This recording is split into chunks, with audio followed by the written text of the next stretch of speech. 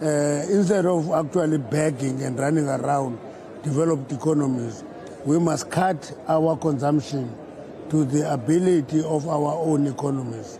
And being bullied should not be acceptable under no circumstances.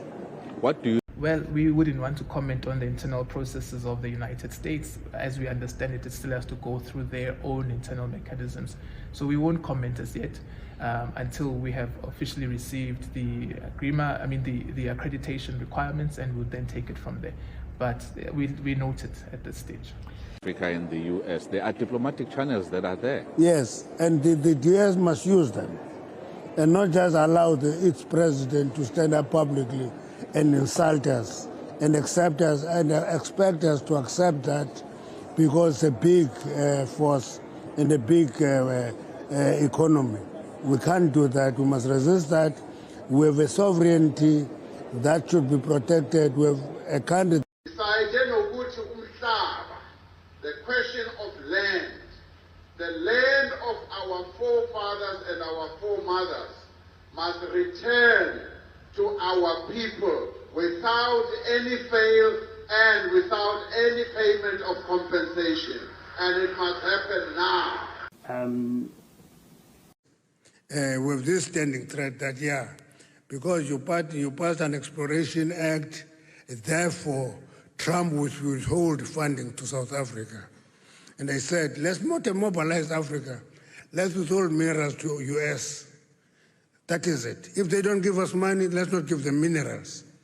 But the reality, they take our minerals, but say why we're withdrawing funding. No, we have minerals in the continent. And therefore we have something that we have. We're not just beggars, but... Likely outcome for South Africa is that because of the vast disparities in population size and distribution of wealth, is that the white South Africans are going to find themselves in serious trouble. Now, that already happened in Zimbabwe, right? That already happened in Rhodesia, and we haven't talked about the relationship between those states and South Africa at all yet, but we might. Beggars.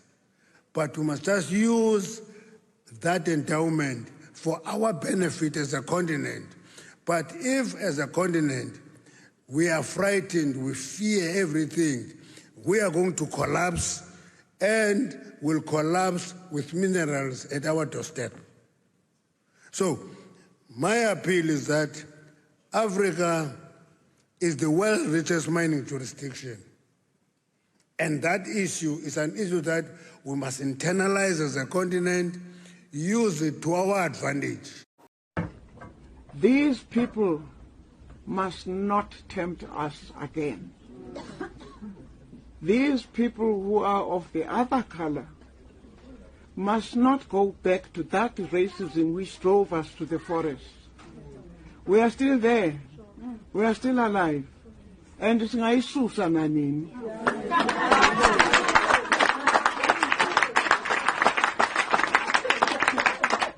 It is about with Elon Musk. A state of development must not be a basis for being bullied. Every country must be given a chance to grow and develop to full capacity without being bullied. For example, if a developed economy contributes some funds to a country, it cannot just willy-nilly take them away on the basis of its size and its economic development status. We must be resisting that with everything and try to cut our cloth according to our size, according to our cloth that we have.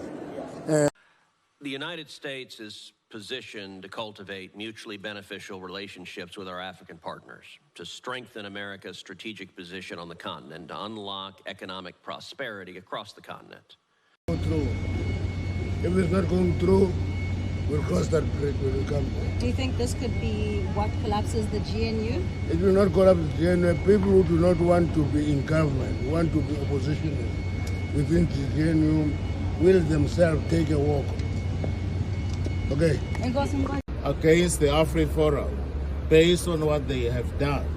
You recall that there is an executive order which Donald Trump, the American president, has now issued against South Africa following the intervention that was made by the AfriForum. That's just by way of background. We have just opened a criminal case against AfriForum because we want them to be prosecuted. Here